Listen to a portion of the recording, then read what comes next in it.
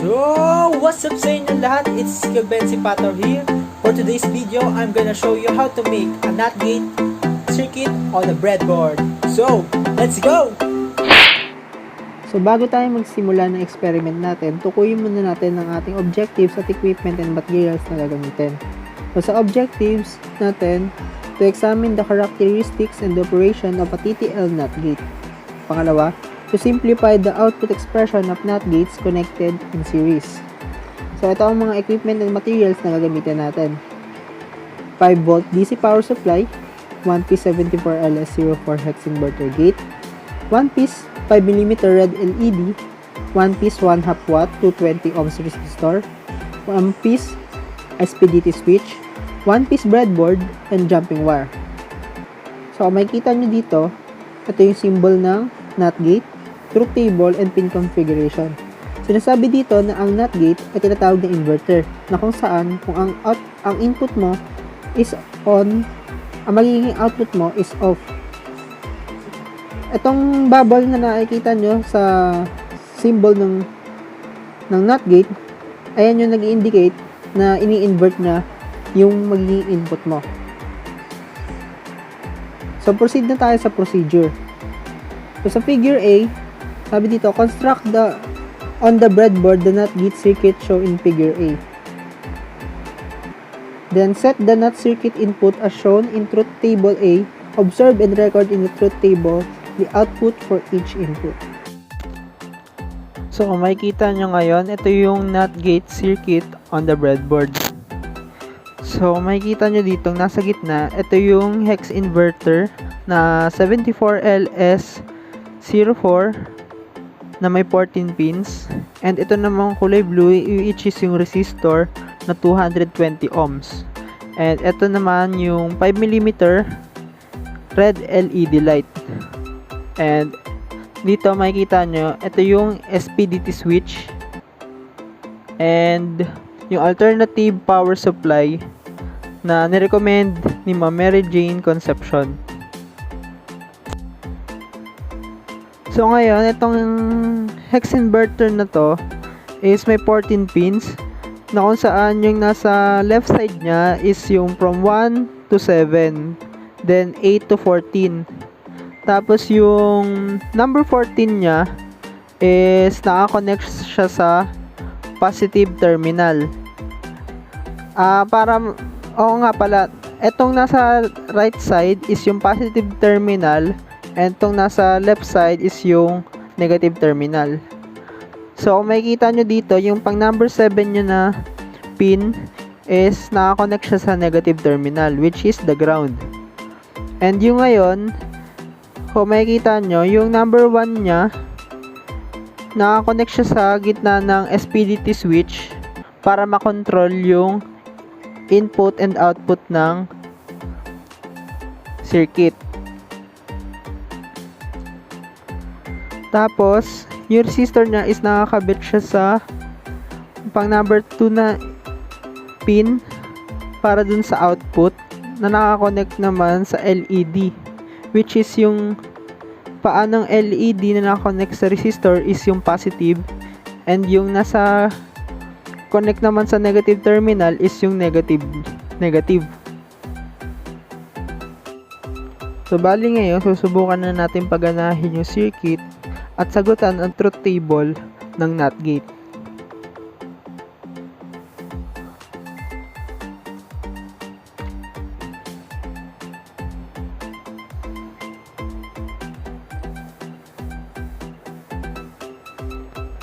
So, ang sinasabi sa NOT gate, kapag ang input mo is 1, ang output mo is 0.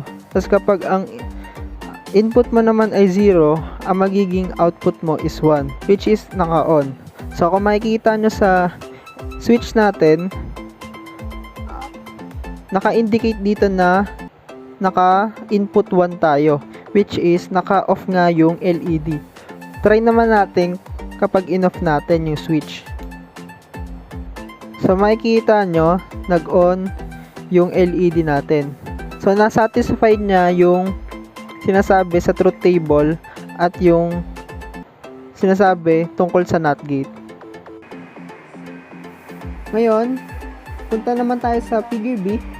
Construct on the breadboard the NOT gate circuit shown in figure B. So, ito yung figure B. Then, set the NOT circuit input as shown in truth table B. Observe and record in the truth table the output for each input. So, ngayon, sa figure B, kung makikita nyo, nagdagdag lang tayo ng panibagong input. Which is, kung yung number 1 input mo kanina is nakakonect siya sa output na 2, then yung isa naman, input 3, then output 4. So, kung makikita nyo sa switch natin is naka-off siya.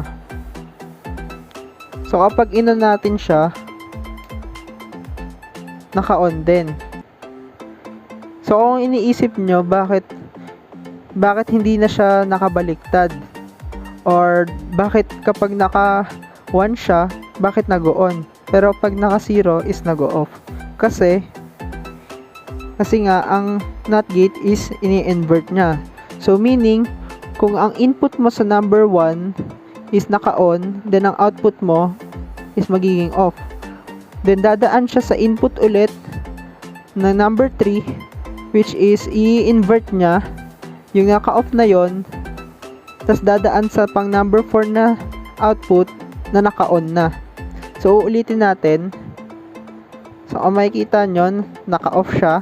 Then, pag in-on mo na siya, naka-on na siya. Ngayon, punta naman tayo sa figure C. Lagay dito, construct on the breadboard the NOT gate circuits shown in figure C.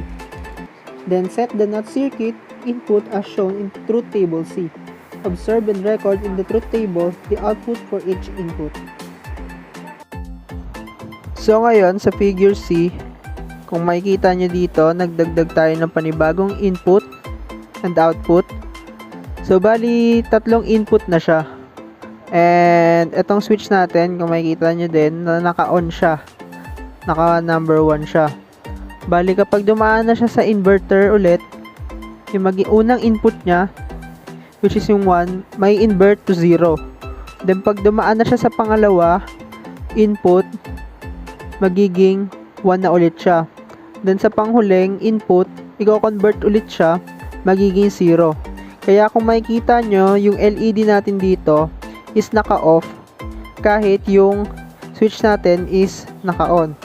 Then, kapag in-off naman natin yung switch, makikita nyo, nag-on yung LED. So, sana may natutunan kayo sa video na to. Muli, ako si Calvency Pataw. Makita-kita tayo sa next na video ko. Stay safe and healthy, and God bless.